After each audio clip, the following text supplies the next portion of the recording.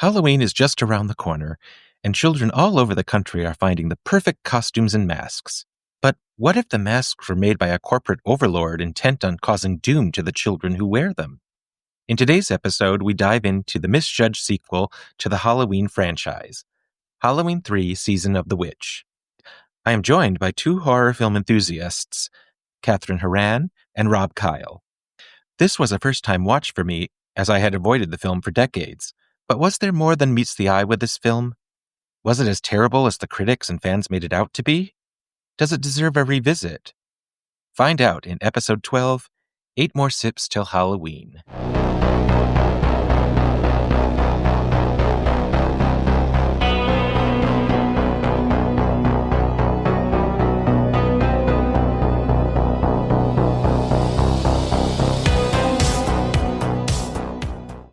All right. Hey, everyone. Welcome to Real Beans. Today, we have two very special guests with us today. They enjoy film and they love the subgenre horror. So we are excited today to discuss the film Halloween 3: Seasons of the Witch.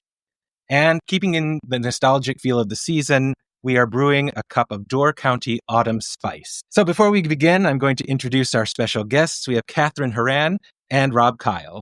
Welcome. Thanks so much for having us. Yeah, of course. And thanks for recommending this particular film, since I never had seen this film before, because I was one of the many who watched Halloween 1, Halloween 2, and then heard that Halloween 3 was not what it was supposed to be, and it was bad, and so on and so forth. So I decided to skip it and go to 4, 5, and then I stopped after 5 because I knew it was going to get even... It doesn't go uphill after that. I did like Halloween H2O, and I think that's the last Halloween because it came out in the theaters, and so I went to see it in the theaters. But other than that, I kind of got to the point where I'm like, much like the Nightmare on Elm Street and Friday the 13th series, I'm like, okay, how much crazier and insane can we go? Exactly. You're not wrong. Right. But so yeah, first let's go ahead and just jump right in, and I want to just find out, like, when you first came across Halloween 3, like, what was it about this film and this franchise that you were pulled to, especially with Halloween 3 as that one of the ones that you mentioned to watch? And I was just curious as to this particular film, like, what was it about it that made you guys go, yes, this is great? I mean, it's very much, I think, I honestly don't remember the first time I watched it, but I had the same kind of thing you just described, Ben, where, you'd seen the first one, the second one, everyone knew Halloween 3, oh, that's the bad one. That's the weird one. That's the one without Michael Myers. You don't want to watch that one. And, I always like to buck the trend, and I'm like, oh, if that's the one I'm not supposed to watch, I got to watch that one. And then you watch it, and I don't know, there's something about it. It's got a charm. It's ridiculous. It's definitely got its problems. It's not a perfect movie, but it's fun. It's a fun popcorn movie. It's become something I watch as part of my regular Halloween movie rotation every year. There's just something about it. It's just fun. And I think once you get over, you go into, there's no Michael Myers. Once you put that aside and just take it as its own movie, it's pretty good. Absolutely. And I don't remember when I watched it for the first time. I was probably introduced to it by Kathryn. But again, not realizing that it was part of the larger franchise. I always saw it as just its own movie, not even thinking about Michael Myers being in it or not in it. And I like my movies that are my horror movies that are a little bit different. The ones that are a little bit comedic or different from the average slasher. And this is definitely falls under both. Right, and it really isn't your typical slasher from the 1980s that they were pulling out every single week. And it also, compared to the Halloween 1 and 2, the violence is there, but it's not as profound as in a lot of those slasher films in terms of the gore and the violence, and it's all, to me, it was very psychological. Mm-hmm. Trying to figure out, like, what is this guy's plan? Like, why is he wanting to do this? And following the two main characters to figure out the whole secret behind it. Yeah. Right. Yeah, and it's so out of left field, and it's we'll get to some of these things, but in how the killings and stuff are going about and what's behind it. Yeah, most movies at this time, the slasher genre, it was, some central figure going around killing teenagers or young adults. And this is not that at all. There's no, boogeyman per se. I mean, there is one central bad guy, but, he's not out there killing people, and, he doesn't have a knife or a machete or a... Right. anything He's a regular human being. Exactly. That isn't going to come back to life every And it's this sequel. weird mix of kind of the fantastical, got comments on technology and stuff like that. So it's definitely its own thing. It's kind of out of left field in a way, but it's also really ahead of its time, making some observations that are very relevant today. Absolutely, especially as we'll dive into later, the whole commercialism of Halloween and people sitting in front of the television watching and hearing the same commercial jingles over and over and over again to get you pumped up for what's coming that evening. And with technology and with also isolated towns that are filled with people who are creepy and are keep to themselves, and they're just like watching everybody who's coming through. But they all love this man who brought jobs sort of to the town. And just so we can tell you sort of the gist of the beginning to end of this. So this revolves around Dr. Daniel Chalice, who's played by the wonderful Tom Atkins, and Ellie Grimbridge, who's played by Stacey Nelkin. And they're going to uncover a sinister plot leading up to Halloween. Ellie's father is mysteriously murdered, clinging to a jack-o'-lantern mask from the Silver Shamrock Novelties Company. And then as they begin investigating, Chalice and Ellie travel to the town where the company sits, in a town called Santa Mira. And they discover that the Silver Shamrock owner, Connell Cochran, is planning a mass murder of children on Halloween night. And so we follow them around to try to figure out how they can solve the mystery to prevent this from happening. And I won't spoil the ending because everybody should watch it beforehand, because it is quite a spectacular and memorable ending. So anyway, we were talking about how kind of out of left field this is, and not many horror films now or back then revolved around children, especially the killing of children. And that was always something that people were like, taboo, we can't talk about this. So this really, as you say, was ahead of its time a bit. And that, I think, was part of its downfall with audiences, was because I know my father, he didn't like the movie because that was one of the main reasons, was he doesn't like when children are in peril. And so it turned him off. And I can see that because, we're all about keep the children safe. It's Halloween. It's lovely. It's a fun evening. And so, that's one of the biggest taboos in the movie, but it's very essential to the film. It's like it's the main subtext behind what's going to be going on as we're following the two lead actors to uncover what Connell Cochran is doing. Right. And it's even more sinister because he's specifically targeting children. He's not going after the adults. Right. He really does have this agenda against these kids. Well, it definitely has, I feel like it has a darker theme than the other Halloween movies. Yeah. Again, those are slashers, supernatural, going after the teenagers, and this is targeting the children, and the children ultimately target the adults. So it's going after everybody. Mm-hmm. Exactly, especially because of the now sort of infamous jingle, the Silver Shamrock jingle that plays incessantly throughout, beginning 8 days prior all the way up to Halloween night. Nice countdown too throughout the movie. You always know it. I mean, they tell you on screen what day it is, but exactly. Then you've got the jingle also counting down. Exactly, and it just seems to get even more sinister, right? Since we're also following what's happening and we're seeing what's going on, but the children who are watching and the parents who are just like, oh, it's just these great goofy masks. And of course, because we know that with commercialization of things, these masks, every child had to have one. Yep. And it was almost, I will say, yeah, they're very cool looking masks. They were created by Don Post, who did the three masks, which are a jack-o'-lantern, a witch, and a skeleton. And yeah, they do look fun. They look really neat. They're very today. Right? I'd buy those today. Yeah, absolutely. And I'm kind of surprised. Maybe it's just because not many people know the movie these days, but Ones, and they sell for a lot of money. right, Would it sell for good money? And then I got to wonder how many were made for the production, because right, there'll be more. There's a few scenes where in the warehouse where they've just got walls and walls of these masks. exactly.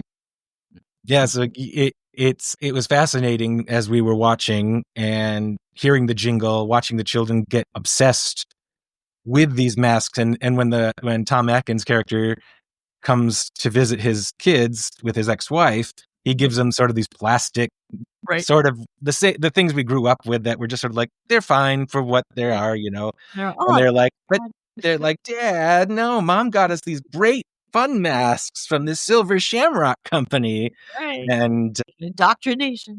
exactly, and Talking the society at the time, because that was the same time the companies were targeting children. We had Mhm. Saturday morning cartoons, and before regulation, we were targeting children with cereals and action figures. Yeah, and then the cartoons were just made to sell the toys. right.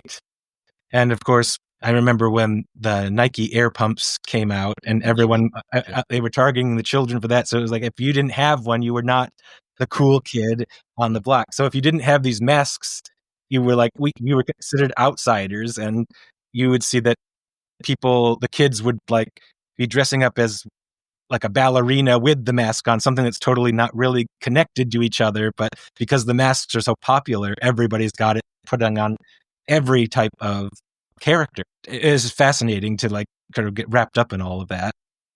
All right, let's talk a little bit about this sort of centralized story and about how this all centers around the Halloween masks, the technology, witchcraft. What do you think about this mix of science fiction and folklore? I forgot that at the beginning of the film they mentioned Stonehenge. I thought they came out of left field at the very end, but at the very beginning they do a little news article on it. I had to go back when I was watching some of the documentaries, and they mentioned that it had passed by. So I was like, "Oh, that's right. He was watching a documentary about or the news report about Stonehenge," but it didn't quite click to me. So for me, when it got to that point, I was sort of like, "Okay, I'm already along for the ride. Who Right. cares about Stonehenge?" And when they ask how he got it, like, it's sort of just like, it took a while, but we got it. Right. It was very much shoved under the carpet. Exactly. And while I don't think it should be called Season of the Witch, he does at the end of the film when he's telling his plot, when he's telling his dastardly, his plans, the stereotypical tell the hero what you're going to do. Right. Does talk about the Celtics and the witchcraft that they used to perform. Exactly. Together, it's just It's a little nebulous. It's a little hidden behind all the other. I feel like you have to watch the movie a few times to really pick up on all of it, because it does kind of, like you said, you forget about it or it gets a little lost. Right. But a lot of his stuff didn't bother me as much. Like, Yeah. even when he was just sort of like nonchalant about everything, about why he's doing this and what's the point. Like, it's like in my head, I'm like, it's not really important. Exactly. Because It doesn't matter. it doesn't really matter. I mean, yeah, it doesn't make sense anyway, but it doesn't really matter at that point because we don't need a detailed explanation, because the actor, Dan O'Hurley, who plays Conal Cochran, is so menacing and so suave. And I read a lot of comments, and especially in reviews, about how they thought he was like a James Bond villain. Yeah. And he is kind of in that realm of just like, I'm just evil and I can get away with this because I can. Yeah. And that was a typical introduction to a villain. You don't see him at first. He just drives by in the car. Exactly. And then when you do first meet him, he's like this lovely, charming, like a Willy Wonka in the Chocolate Factory type. And he wants to make the children happy, and that's what Halloween is all about. But then little shifts happen throughout where his facial expressions change from like this happy to this like menacing, like, oh dear, we've got to take care of this now before it gets worse. But I love the backstory of the Silver Shamrock Company and how they were like 100 years ago or whatever making these novelty toys, or the little wind up stuff. Right. There's the scene where you've got the old woman in the chair and it's an animatronic, and you don't realize that at first because it's so well made. Right. Company that used to make these really well crafted things, and that I assume that's where the robots kind of come from. Right. was this company that has a history of making these really well-made, very intricate, almost robot-type stuff. And Right. Of it from there. Exactly. And speaking of the robots, the crew that Conal Cochran has in his factory are all robotics. They're all people he found and brought in and probably killed them off, turned them into robots, and then he has this whole army of people who will follow him. In the sense, it's a very much Invasion of the Body Snatchers-esque, and they do pay homage to that in this film quite a bit. And even when I was watching it, I was like, oh yeah, that does kind of go together. Very nice way of reflecting on those films that were so popular in the 50s and even in when they did the remake in the 70s. And I also noticed that, but speaking of homages to the horror world, the beginning when Tom Atkins character, he plays the doctor and goes to the hospital, there's the head nurse who I recognized immediately. I was like, she looks so familiar, and I had to go look it up, and I was right. She was the housekeeper in Whatever Happened to Baby Jane. Oh. And I was like, she looks so, is that her? I can't tell. So I looked it up, and I was like, oh my gosh, it was. So I was like, there's a lot of these little Easter eggs, I guess you might say, for some people who would be like, oh my gosh, I can't believe that, or this is this, and this is that. Well, when I first saw it, you were talking about the sci-fi versus the folklore. I know when I first saw it just felt the whole folklore felt out of left field. Completely came out of nowhere. But the more when you watch it again, you kind of realize that it's all intertied and that it's kind of the natural progression for witchcraft it would start to become involved in technology, and it would have to embrace other elements of that. It would have to, so it does mix in together, which is interesting. Yeah. And I think it would have been nice, and maybe it was at some point I know that this film went through a lot of rewrites and changes that would have been nice towards the beginning of it to kind of get a little more hint to that folklore, besides the Irish name of Silver Shamrock. I think nowadays the opening of the film would be an animated time progression. Right. Right. Here, yeah. The pumpkin that slowly appears on the screen. Oh my gosh, that with the talk about behind. Yeah, talk about like 1980s time capsule, just watching the opening sequence of the pixelated pumpkin appearing with the credits and then the static television. And then, of course, the wonderful John Carpenter co-wrote the score. And that score is so good. It's so menacing as John Carpenter. Talented composer. Because, he did, of course, everyone knows the Halloween theme. But I believe he did the music for most of his movies, especially early on. Yeah, he did the soundtrack with Christine about the killer car. And I think even for Assault on Precinct 13 and even The Thing, I think, the remake of The Thing, he did that. So yeah, he was very... And I as I was looking him up, I was trying to see if I could find the soundtrack of Halloween 3 to listen to it. And I didn't realize that John Carpenter is still touring with his music. So I thought that was kind of interesting. Yes. Yeah, that would be a fun show to go to. Well, I like how simplistic it is. Like everything now is music at the time was so big and orchestrated. Right. Use the synthesizer and to keep it very simple. And it adds to the creepiness. It does. I'm sure a lot of it. Absolutely. It becomes another character in the movie almost, which is what I love when a composer can do that for a film, rather than just make this a grand opus. If it feels like something, a part of a character or its own character, it really elevates the film, and I think that does for this particular movie. As we were discussing earlier, this film was a financial success, but only just a little bit. So it's not technically a financial flop because it did make money. It was definitely a critical flop because audiences panned it. The reviews were bad. But one thing I was wondering about was if they had not put Halloween 3, but like even just Season of the Witch or a different type of title, would this have been a more profitable and lucrative venture? I think so. I've heard the tale of when John Carpenter first did Halloween. His initial plan was every Halloween season he'd put out a different movie. It'd kind of be an ongoing anthology thing. But because Halloween was so successful, the movie studio immediately wanted him to do a sequel to that. He didn't want to do that, but he finally, all right, fine, I'll do it. And so Halloween 3 was his chance then to do kind of what he was envisioning from the start. And I think just capitalizing on the Halloween name so that, he could get funding, it could, people would come to see it in the theater. But you're right, I do think that was definitely to the detriment of the film, because especially by the third one, Right. people are expecting a certain thing, and then Especially when it was a year later, pretty much, from the not giving them sequel. that at all. I mean, you do see Michael Myers in it for a second. Again, another homage that TV far.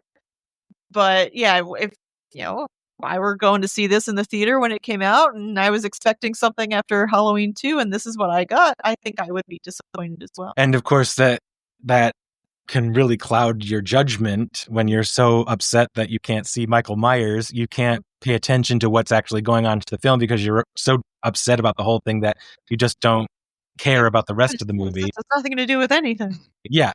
And so I read that the first week it opened, it really did really well box office wise. And then once everyone started to get the word around, talk about word of mouth actually causing a lot of problems for a creative property, it just tanked. And then they pulled it from studios. And then thankfully, though, in recent years, it's had a cult following and it's had a sort of evaluation of the film. And people are kind of bringing it up higher in rank in terms of how they see the film now. And I feel that since I waited so long to see this movie, because I've been watching horror films for 20 plus years, and I was glad I waited because I was I knew that it wasn't going to have Michael Myers, but the only thing I had going for it was they kept saying, oh, it's terrible. It's just a bad movie. It's a bad movie. And I got through the movie and I was like, this is not a bad movie. It's a very interesting movie. It's not boring at all. And it certainly it was nice because it's kind of an original plot too. Right. Something that you didn't see. Yeah. And I always appreciate something original rather than just the same rehash. Yes. Well, I would have loved to have seen an anthology with this team. I mean, if they wanted to make different Halloween movies or that take place on Halloween, having this team make that series of films would have been fantastic. Absolutely. They didn't do a separate anthology or franchise that they screwed up by putting it in the Halloween series. Right. Exactly. And no other after that, no producer wanted to have anything to do with an anthology film because of what happened with Halloween 3. And so that made John Carpenter and Deborah Hill, who co-produced the film, to just leave Michael Myers altogether and was like, I'm done with all this Halloween nonsense and I'm going to do something else. Some of the nice things I read about was that John Carpenter, as he was a co-producer, had a lot of creative control. So he was able to shoot down more violence and more this, more that the head studio wanted to have added in because we need more slashing, more gore, more violence, more. It's funny you say that because it really is, out of all the Halloween movies till this point, so 1 and 2, it is pretty gory. There are a lot of visuals in this that are, oh my gosh, yes. awful. But I think in Halloween 2, there, people get burned alive, but right. I think some of this might be worse than what you see in the first 2 movies. Yeah, there's definitely a lot of body horror moments in this, especially with the father who gets killed at the beginning at the hospital, and the crazy robotic menace comes in and just pushes his whole face in, basically, and then goes just a little on the funny side, goes and just douses himself with kerosene and blows up the car. And then, the lady that's just messing with the Silver Shamrock badge, and it blows up in her face. Oh my gosh, the makeup effects were quite something in this, and especially that particular moment, because you actually wasn't expecting that at all when she was looking. I knew she was, she's messing around with it, and I'm like, oh, she's just going to uncover something, and then I thought someone was going to knock on the door and kidnap her and take her away, but then that light came bursting out and got her. It was like, oh, and then that's when we meet Connell Cochran, is when he's taking her away to the factory instead of the hospital. Which you're like, what? But he's such a charming person that they're like, okay, you're a little like, okay, but okay, fine. He's gonna everyone's always talking about how nice he is and how great he is for the town, and probably because they're all scared to say anything bad because they're all robots. Or they're all robots. Because we do notice that when the two leads go into town, everyone's looking out the windows, looking menacingly at like who's stepping into our zone here and territory. We're going to stop you. But then you get the nice motel, and gas station attendant who's like, "Hi, welcome." And in these movies, the small townspeople are always so weird and creepy. And I'm like, if you're inviting people into your town, maybe not be so creepy. Because for those who are leaving, you want a good report. You don't want, don't go to this town. It's weird and creepy. Well, and especially when you've got something as major as the Silver Shamrock Company in your town, that people are going to be interested to come. Especially the people who are selling the masks around the country. And of course, we get the family that comes in, who's the highest selling mask salesman, and he gets a tour of the factory. But he's like, they made them out to be like these over the top tourist Americans with a bratty kid. What do you think about? Okay, so the film was directed by Tommy Lee Wallace. So what do you think of his direction of this film? Like, how do you feel? Do you feel that there's a lot of influence from John Carpenter in there because they had worked together previously in the Halloween movies? Or do you feel like he was trying to go his own unique spin on something? That's a good question. I don't know for sure. I mean, you definitely see Carpenter's influence in here. And just, knowing that he and Tommy Lee Wallace were friends and had worked together in the previous movies. Another thing Tommy Lee Wallace directed that most people have seen is the TV series. And so you can definitely see this in that as well. So he definitely has his own style, but I do think he is kind of springboarding off of what Carpenter's done. Right. And I feel like a lot more of this movie takes place during the day. The Halloween movies take place so much at night, and all the killings are at night. This one, you had to have some more light for some of the killing and for some of the direction of it, to see that justification between the dark and the light. Mm-hmm. And in some respects, the daylight scenes are more terrifying at times. And I love that. But I also loved, as I was watching the film, I was taken back to when I was a child and the Halloween trick-or-treating and how the way he set up some of these shots of like the sun is setting, but you see the kids all walking. Those are some of my favorite images from this. Yeah, this is exactly the feel and the vibe. And this is exactly what we did growing up as kids. We went around outside to all various places around town with not a care in the world. And that's all it felt like. It was like he really brought the point home about how Halloween is a children's holiday. Yeah, it's got some innocence to it. And that nice foreshadowing of what's going to await them at home. Right, exactly. Although I do have a question, something that always bothers me in that section. Yes. There's a thing called time zone. Oh. So it's showing you all across the country, the kids out trick-or-treating. But when does this thing, the commercial at the end of the night, all the kids are, the big movie. How does it all happen at the same time? Does it all happen at the same time, or is it go time zone by time zone? I did notice at the very end of the film, when they're going through the factory, they do have clocks up on the wall, digital clocks that show the time zone. But if that were true, wouldn't the people on the East Coast be notified? Wouldn't this be news by the time it gets that way? When it was 9 o'clock where they were, which was West Coast, it did show 11 o'clock on the East Coast time. Mm-hmm. So, yes, this is showing at different times throughout the country. So the commercial does air conclusively through all of them. But it's hard for them to then show that with them, running around all at sunset. So it must have been creative editing at one point. Well, and that's the thing. You've got, it's much lighter on the East Coast when trick-or-treating starts, as it is out here when it's already starting to set. Collection of different times put together, edited together to be the same thing. I get that, but when is this movie airing? And if it's all at the same time, that's really late on the East Coast. What child is staying up to? What child is staying up till 11 p.m. to watch the gifts? But again, yes, exactly. But the thing is that every kid has been already they're so paralyzed with watching this that they're like telling their parents, like, I'm not going to bed until I watch this because I've got to see this thing. It's Friday or a Saturday. I mean, even if it wasn't, I can imagine the parents like kind of already being like, okay, you can stay up to watch it this one time. And followed by they're showing Halloween first. They're showing the movie Halloween first. So A, Right. what children are watching Halloween?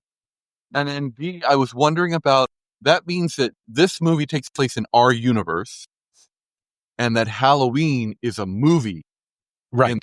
in the universe. So How meta. it's more bizarre. But I mean, to go to your point about like the Halloween being on, I was all I keep thinking about is that the sort of cliche, like, well, it was the 80s, Right. you know, the stuff we did in the 80s was definitely not something that happens nowadays. I mean, for sure. Well, But I watched the TV edit of Halloween. And they have to edit out to make it a. But I mean, to be fair, Halloween isn't that gruesome. I mean, it's not a gory movie, so it's easier to show that kind of thing on TV. Maybe on like the TBS or TNT or whatever was the main source at the time. But Silver Shamrock was probably paying a pretty good amount of money to have every station. Well, and this also takes place Channels. And this also takes place before cable, like big time cable. Only like 4 channels. Yeah, so and so much easier to, but I'm sure to just buy if money talks. So and this Colonel Cochran's a millionaire. He was saying Colonel Cochran doesn't have anything else to lose. This is kind of like no one's going to be buying Silver Shamrock after this Halloween. Right. So He's won, throw all the money at it. He doesn't need it. Yeah, exactly. He won't need to sell the masks anymore. No. He's already got the money from the mask sales anyway. But, all right. What do you think of our protagonists, Dr. Daniel Chalice and Ellie Grimbridge? Daniel Chalice is definitely a character that hasn't aged well. He's a product of his time. Yeah. I love that he hits on every woman he sees. He's got a date with every nurse or everybody at the hospital. He's constantly buying beer. Yes. Sleeping. I love. He's met this is the daughter of the guy that just died in the hospital, and they're immediately going off together, and they sleep together that night. And my favorite, we were watching it. They're making love in the bed, and at one point he goes, "Hey, how old are you?" Robert's like, he's asking her now. Now? Her response is, "I'm older than I look." But yeah, he's and like again, not that people can't be attracted to whomever they want to be attracted to, but this attraction seemed really fast.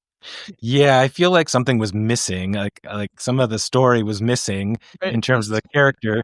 Maybe she's just the daughter is in grief over the loss of her father, and she's just looking for. There's definitely a backstory there. There's some character development that we don't get to see. Right, because there's that moment where I think he leaves to go. It might be when he gets the beer and comes back after he meets the town drunk homeless man, and she's like already like in her her lingerie, and she's like, "Take me now," and it's like, wait a minute, what? That already? Like, what was she? Are you that desperate right now that you? Right. And yeah, as we know that with the character, and with the character of Dr. Chalice, he's got a lot of problems, not counting the alcoholism, but also, he's divorced and and his wife is not. His wife is a very stereotypical nagging wife that won't listen to him, and every time he's on the phone with her, all you can hear is and I'm like, can we give her something to do? Right, yeah. or to make it a little more like, because I mean, sure, she, he's like telling him, take the masks off, make sure they take the masks off, tell the kid. She's like, oh, shut up, you don't know anything, you hate us all. Or he's always promising, on Saturday night I'll take the kids, I promise. And then, I promise this time it'll be different. Sorry, I can't do it. Yep, exactly. So I mean, and Tom Atkins plays him so suave that you do like him as a character. He comes off as a likable guy, like you don't. But he's got a lot of baggage. His heart's in the right place.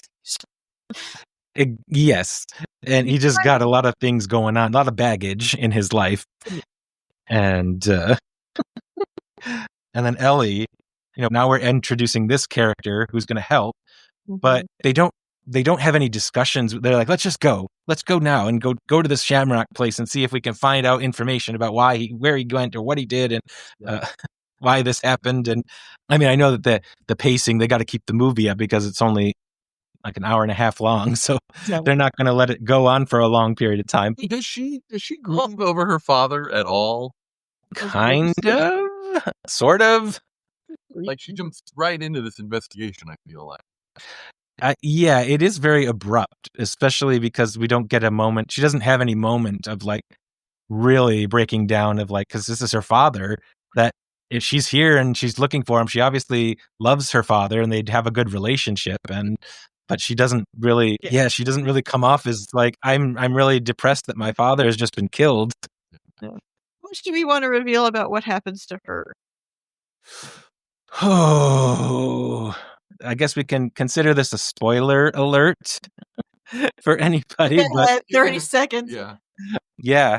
Because my question, and I think we debate this every time we watch it, when does she become a robot? You know, that's I took it as after she was kidnapped when he left and he came back. She was packing to get out of there, and they took her away when he arrived. And that whatever that time period of Tom Atkins' character running to the factory, they do away with her and change her because she stops talking after that. The Right. rest of the film, she doesn't really say anything. I like the thought of it being earlier in the film, like maybe before they make love. That's when she's a robot, and that would explain some of that behavior. But then she actually died, or is she being held captive somewhere? Like, does she show up in the sequel? Never get.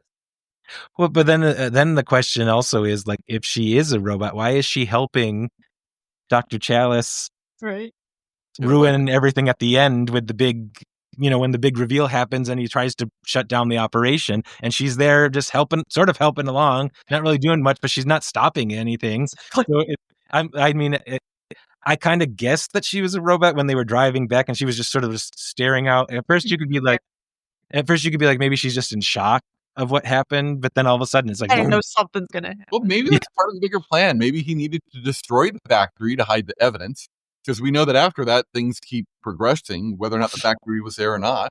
Right. Maybe there's a bigger plan where she needs to destroy the factory, and then it would be interesting to talk to the writers and see how deep or not the film actually goes. Right.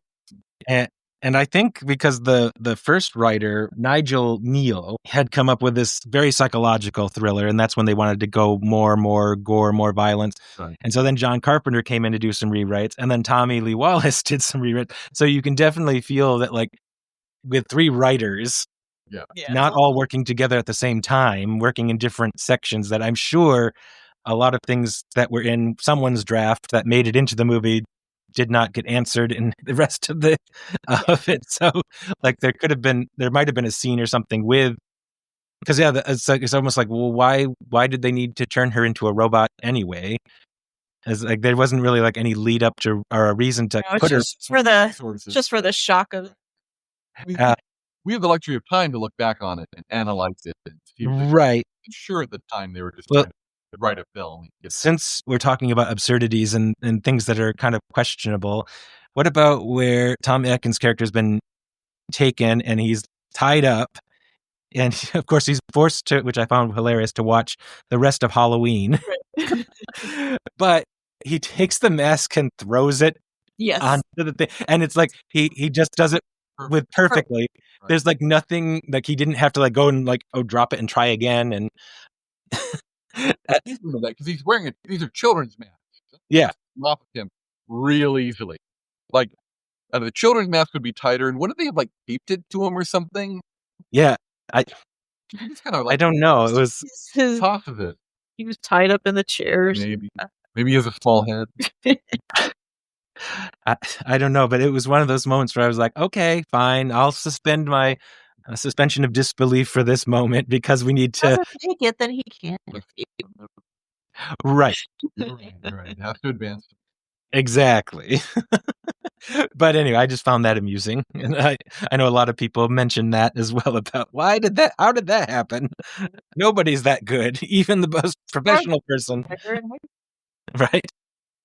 All right, let's move into now we had touched upon it briefly, but the Silver Shamrock theme. Now, even people who may not have seen this movie may have heard the jingle here or there, and it's set to the tune of London Bridges Falling Down, which already can be an earworm and start repeating in your head. But what do you think of using the TV broadcast and this commercial as a horror device? I love it. What makes the film so memorable, I think, because it does kind of hit you over the head with it. And like we were talking about a little earlier, it does kind of advance the time throughout the movie where, 8 more days to Halloween, 3 more days to Halloween.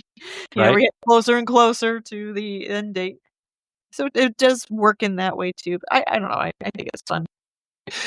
And it's, again, very clever with the use of a jingle. Yes. That everyone will remember who's watching it or get so annoyed that they're turning off the TV. Like Tom Atkins' character hears it nonstop. Exactly. And when the father is brought in to the hospital, he's just unconscious. And then all of a sudden, he hears like, oh no. And then he's awake. It's like, oh dear.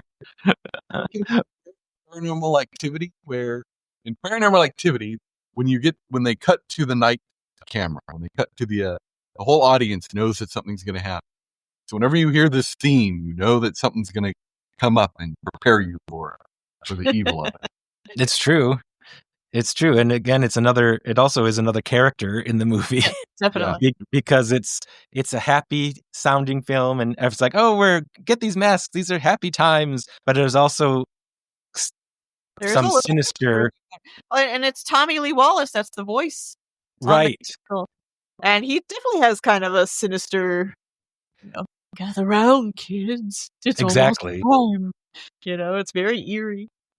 Exactly. And you brought in that pumpkin. Oh, yes, I did. I brought in my pumpkin. The pumpkin that plays the music. Maybe we can play it, see if people can hear it and get let me play annoyed with it.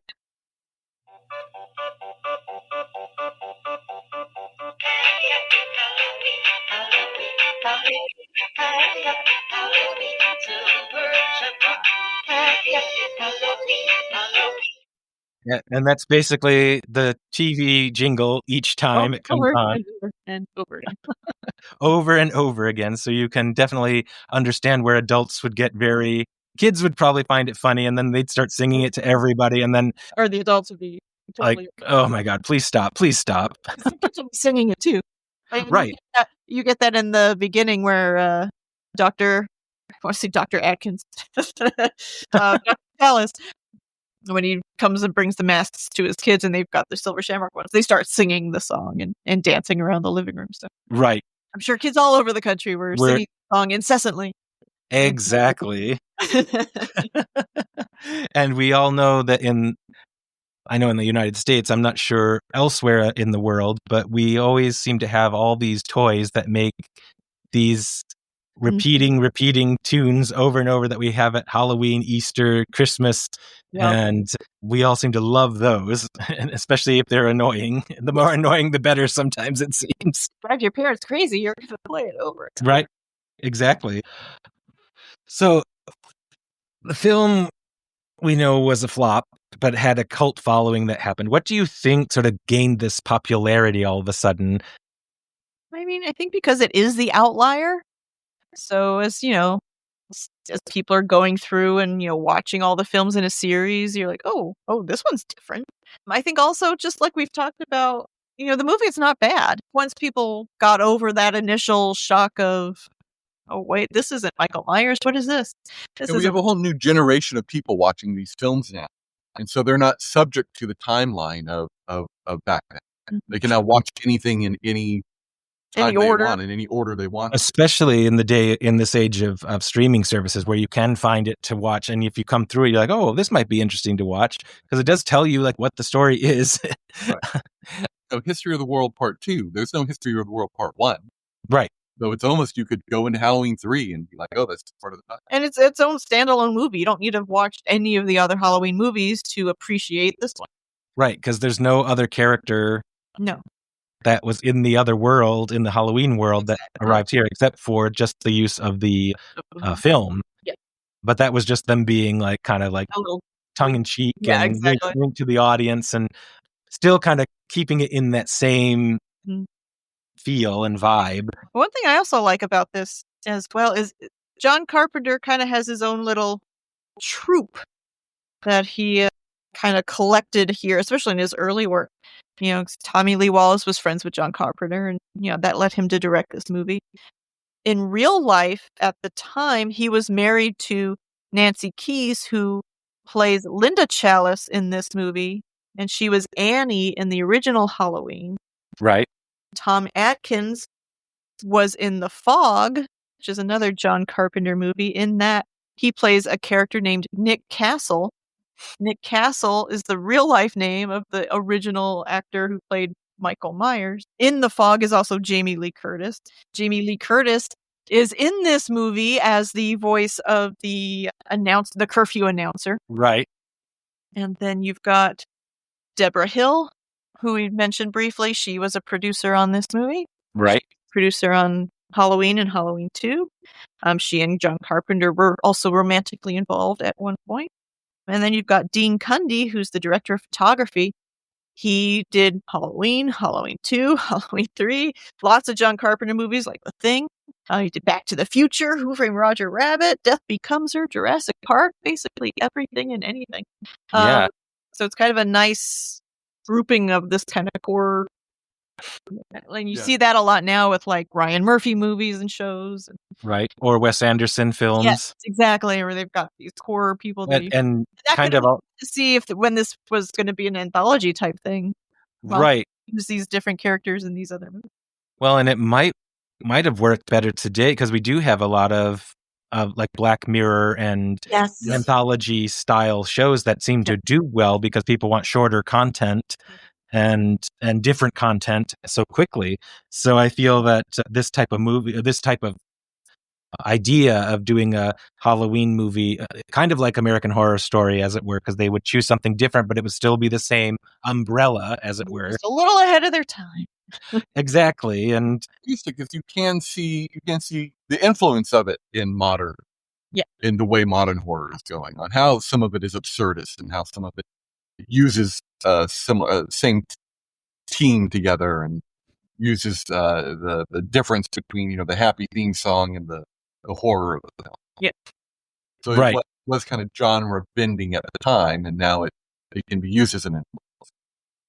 Right, and especially because since it was so left field of a film, it definitely is the black sheep of also in the horror genre as well, because it's not your slasher movie that everybody was crazy about to go see. And yeah, it was not like anything that had happened before, and I think that's what makes it kind of special. So it's like, yeah, I really enjoyed how the pacing was really good, and the characters all were fun, even if they were kind of one-dimensional or two-dimensional.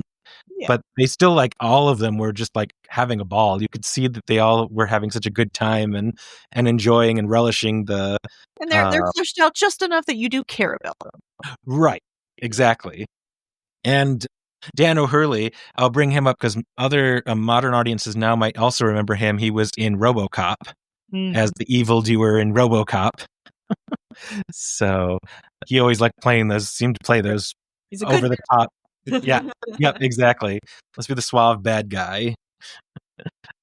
With Halloween 3, compared to other misfit sequels, because it seems to be that not only does it seem to be either number 3 of a franchise as the weird one, or in all of the major franchises, there seems to be one specific movie that is like Friday the 13th. There's I think it's 5, where they go kind of off the rails with that one. Nightmare on Elm Street is the second one is sort of totally different from what the first one was like, and they all seem to have like their own black sheep child that nobody seems to quite understand. Texas Chainsaw Massacre 2 being kind of weird from the first one, or Jason Goes to Hell. in Friday the 13th. Jason X were there in space. In space, yes. I mean, I also think when you're just doing that many and you're trying to crank these out like year after year, at some point you're gonna jump the shark, if you will. Right. You're trying to reach for just something that's hasn't been done yet.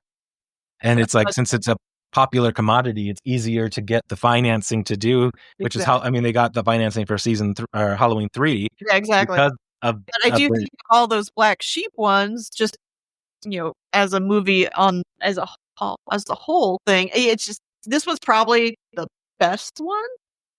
Like I said, it stands alone. You don't need to know anything else about the Halloween franchise. It probably makes the most sense. Yeah. Maybe. Yeah. It doesn't take the same familiar characters and do something completely different. Exactly. And you have to give high marks to them for trying something completely different. It didn't do well. We all understand the reasons for that, but I still think it was something worth doing. And, time, I think, has shown that, they could have maybe, titled it differently. But it still was a fun movie, and I'm glad they made it. Yeah, and it still stands. People are strong. still watching it, talking about it and watching it. Yep, exactly. The 13th vibe, right. Although I don't know, Nightmare on Elm Street 2 definitely is having a resurgence lately. It is. I still have to see that one. I sort of skipped it as well because everyone was like, it's one of those again where everyone's like, so bad, it's terrible, and so I just sort of skipped it but now with the resurgence, I'm like, I have more interest now to kind of see it. So of the 3 masks, which one is your favorite? Or which one would you purchase? Pumpkin. Pumpkin? I like pumpkin. Yeah, I like the pumpkin. Yeah, the pumpkin is probably the best looking one of the 3, but I think I like the skeleton one a little bit too. The witch one is sort of like, it's the same old type witchy. That didn't seem to be like you could be like a character with it, whereas the pumpkin one was like on the skeleton one, I think is really good because to take that shape and then kind of overblow it the way they do, right, and there is with the pumpkin mask the infamous scene, which I won't spoil it for our audiences because it is it's the climax, but it's also like it's a big reveal that happens and very shocking for the time. And even when I watched it, I knew about it from clips and videos, and I knew it was coming, but I wasn't expecting it to be as crazy and gruesome, exactly, because it definitely pulled into that folklore again. It pulled the Irish folklore that they talk about with what happens when the clock strikes 9:00 and the masks turn on. Yeah, now we know what's going to be happening. So exactly, and I appreciated for them to stop this from occurring. Exactly, and I appreciated that because now we're more invested with the Tom Atkins character to try to stop what's going to happen because he's watched what's happened and okay, this is going to happen to millions of people around the country if we don't put a stop to it. Exactly. So that's kind of a nice storytelling element there. And I like that it doesn't just go after the wearer of the mask. They created a way for it to kill other people. Right. Do you think it could be remade today? I mean, it could. I mean, I don't think it would have the same charm. True. But we do live in a much larger technical That's true. Yeah, advanced world. Other than masks, though, I don't think that masks are the same Halloween costume for kids that they used to. Right. I don't know what they come up with, but I feel like it'd have to be a different product. Probably be an app on the phone. Yeah. Or something related to the phone since we're... Yeah, interesting. I would, you could play around and update it. They did that with the Child's Play movies where they had kind of the AI Chucky. Right. Right. I don't know. It could be interesting. I don't know that it needs to happen, but right. No. If you could put a modern spin on it, it could be interesting to see what you could come up with. Or maybe just come up with something new about it. I don't think we've had a movie about a killer app on the phone before, or something that would cause coming any day. I know, right? If you're listening out there, So in terms of the film Halloween 3 and being part of the franchise, because unfortunately, because it is labeled Halloween 3, it is officially part of the franchise. Where do you think it ranks? Is it at the top, towards the top, middle, bottom? I mean, for me, it is towards the top. I mean, definitely the first Halloween, I think, is the best one. Halloween 2 is pretty good, too. I mean, I probably would rank them in that order. 1, 2, and 3. 4 is not bad, but then kind of after that, they really do drop off. Yeah. And what's interesting, I don't remember which one it is, 5 maybe? They do bring up these runes and how Michael Myers is controlled by these runes. Right. So in a way, it kind of winks back to this movie. Right. That's intentional or not. Yeah. And as we know that the sequels they bring back Michael Myers again back in number 4, and it's a huge hit again because everyone's like, yay, he's finally back. But the quality continues to get more absurd and more not as fun or interesting as the first 3. Thing over and over. Exactly. And then they bring back Jamie Lee Curtis, then you get Paul Rudd in there. Yeah, you know, as when Halloween H2O came out, that was sort of like the resurgence again, and more. I think that's cut out everything. Yeah, I think was that a direct sequel to 1 or after the second one? 2, I can't remember. Yeah, maybe it was 2. Yeah, so it kind of cut out all that other stuff. Right. So basically, the most recent trilogy, the David Gordon Green ones, basically got rid of everything except the very first movie. He said no. It was just like, 1 and then these 3. Never happened. Never happened. Right. There were no masks. There was no. What was it? Is it the daughter or the? But yeah, I mean, it's weird because yes, I understand this has nothing to do with the other movies in any way, shape, or form. But yeah, considering the franchise as a whole, it does rank up there pretty high for me. This is probably besides the first one, this is the Halloween movie I return to the most. I can see that, and it's because it's well written and better than most of the sequels in terms of character development. Halloween season movie. It's fun to watch here at Halloween. Exactly, and you get that nostalgic feel, as we were talking earlier about how the trick or treating and Halloween and the monster masks and all that kind of build up to this big holiday event. Exactly. Well, and I because I like my horror movies out of the box, I like this one probably more than the other ones, and I like, even the in space one, Jason X, just because they are strange enough. They might not be the best film, but for me, that's the entertainment that I like. Yes, and I do like that they revisited it. I'm not thrilled that everything now has to be sequels and remakes and everything, but I felt like they did a good job taking the same characters and where they are, this many years later. It definitely is a movie that we would recommend to anybody who likes these psychological horror movies and don't mind if Michael Myers is not part of it. And I thank you, Kathryn, for bringing it up to actually watch it, because I was like, oh yeah, I've never seen this before, so I'm gonna jump at this chance because that's part of this. Because when we were brainstorming movies to bring to you, he was like, oh, what about that one? And I was like, oh.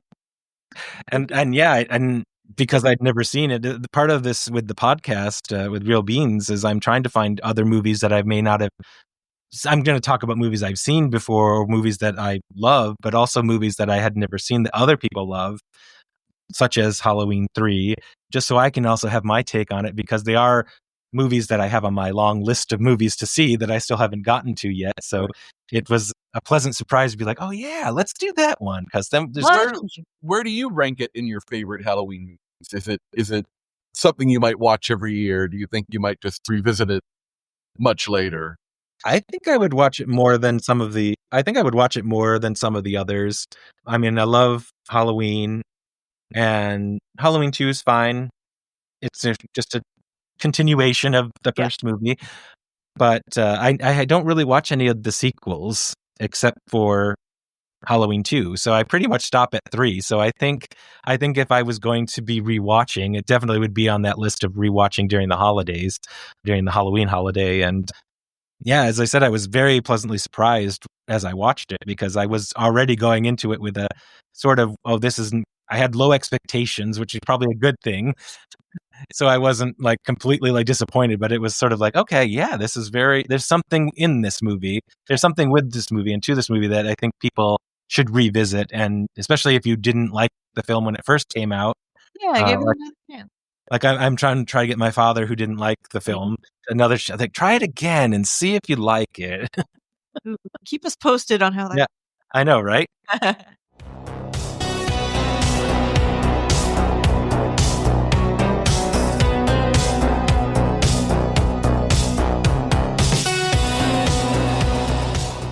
Today we are sipping an autumn spice blend by Door County Coffee, founded in 1993 by Vicki and Doug Wilson.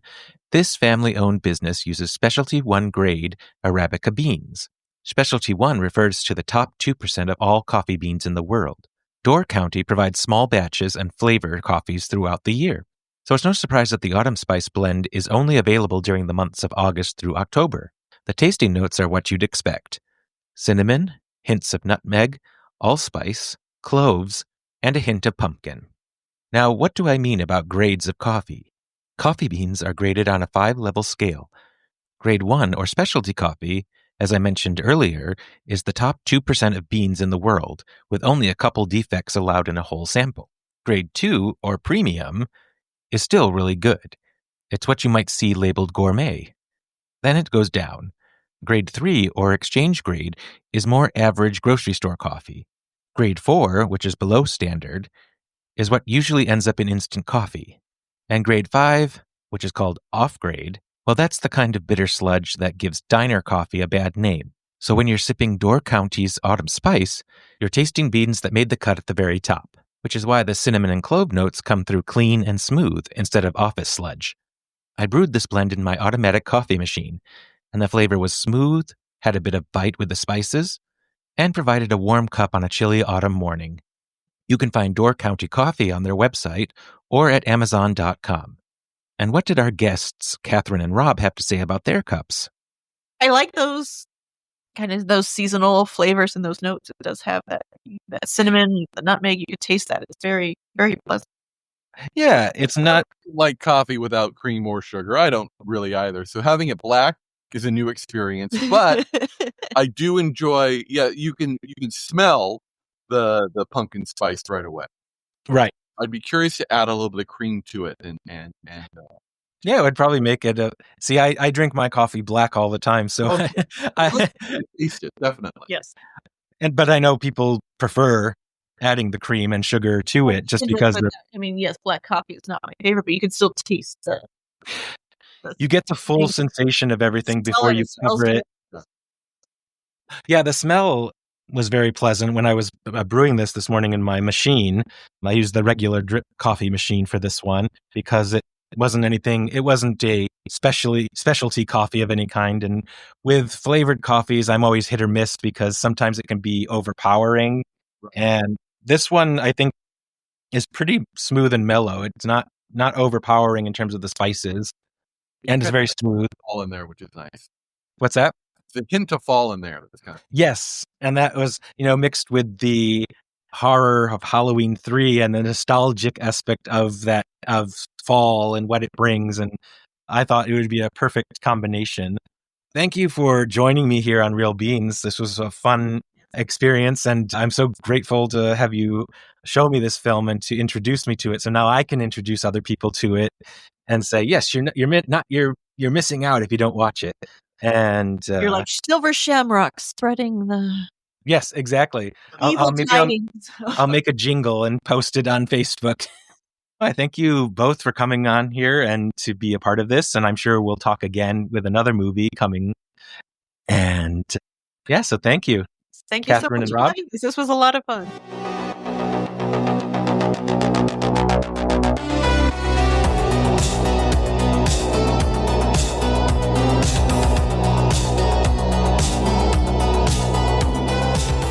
Thank you for joining me here on Real Beans. If you enjoyed this episode, like and subscribe on your favorite podcast platforms. Visit realbeans.com to learn more about the show and for other coffee recommendations. If you'd like to support the show, visit realbeans.com/support. Until next time, sip, watch, repeat.